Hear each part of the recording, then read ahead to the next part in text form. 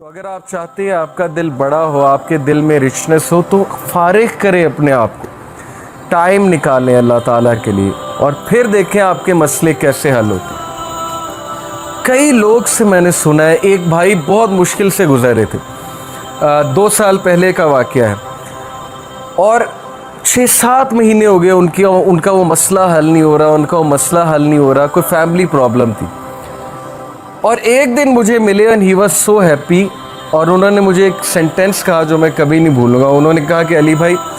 all it took was one تہجد، that's it، لیکن 6 مہینے مجھے کبھی ٹائم نہیں ملا، مجھے لوگوں سے ملنے کا ٹائم مل گیا، مجھے لوگوں سے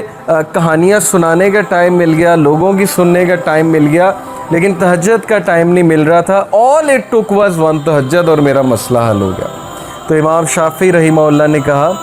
کہ میکنگ دعا ایٹ دا ٹائم آف تہجد is like an arrow which does not miss its target. تو باقی یہ کہ اللہ دعا آپ کریں اور نہ ملے یہ ایک الگ بات ہے، ظاہر ہے اللہ تعالیٰ وہی دیں گے جو بہتر ہے، لیکن یہ سینٹینس یاد رکھنے والا ہے کہ all it took was one تہجد۔ تو اپنے آپ کو فارغ کریں، ٹائم نکالیں اللہ تعالیٰ کے لیے، یہ آپ کے ہی لیے بہتر ہے۔ اور پھر یہ حدیث انس بن مالک reported the messenger of Allah صلی اللہ علیہ وسلم said، Allah Almighty said، حدیث قدسی ہے، O son of Adam, if you call upon me and place your hope in me, I will forgive you without hesitation۔ اگر تم ہوپ میرے سے لگاؤ گے، امید میرے سے لگاؤ گے، تو میں تمہیں معاف کروں گا، without any hesitation میں تمہیں معاف کروں گا۔ O son of Adam, if you have sins piling up to the clouds and then ask for my forgiveness, I will forgive you without hesitation۔ اور اگر تیرے گناہ آسمان تک جا رہے ہیں اور آسمان کی طرح پائل اپ ہو چکے ہیں، کلاؤڈز کی طرح، یعنی اتنے سنز ہو چکے ہیں کہ تم اسراف کر چکے ہو، اور تم مجھ سے معافی مانگو گے، میں تمہیں معاف کروں گا، لیکن سچے دل سے توبہ کرو گے، میرے پاس آؤ گے، میرے سے بات کرو گے، مجھے ریکگنائز کرو گے، تو میں تمہیں معاف کروں گا۔ تو کویسچن یہ ہے کہ کیا ہمارے ہوپس اللہ تعالیٰ سے لگے ہیں یا ہمارے ہوپس کریشن سے لگے ہیں؟ میں یوتھ سے بات کر رہا ہوں، میں حیران ہوں کہ ہم ایک انسان کے لیے راتیں جاگ لیتے ہیں، ہم اس کے لیے اپنی ڈیسیجنز چینج کر لیتے ہیں، کیریئر کے جو ہماری لائن ہے اس کو چینج کر دیتے ہیں ایک انسان کو پانے کے لیے،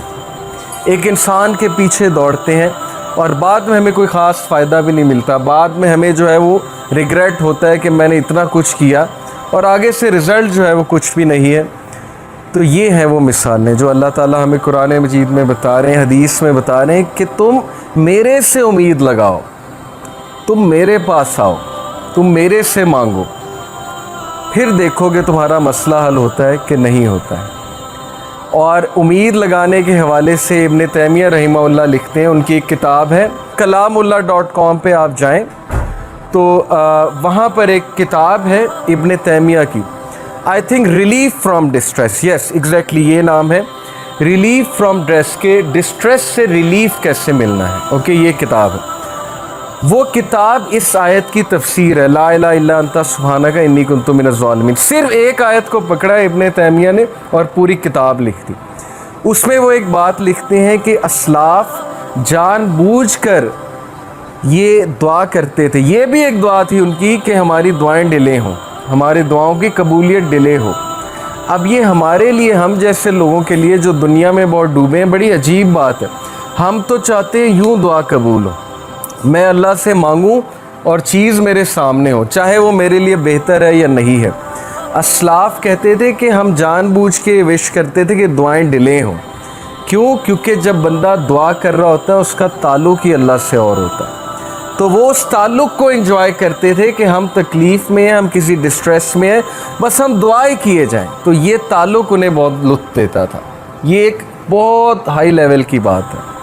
بتانا میں آپ کو یہ چاہ رہا ہوں کہ دیکھیں مصیبتیں آتی ہیں، مشکلیں آتی ہیں، انسان پر بہت سے فیزز آتے ہیں، اور اس فیز میں اگر اللہ سے آپ کنیکٹ کر جائیں تو یہ آپ کے لیے خیر ہی خیر ہے، اور اس فیز میں اگر اللہ سے دور ہو جائیں تو پھر یہ شر ہے بہت بڑا۔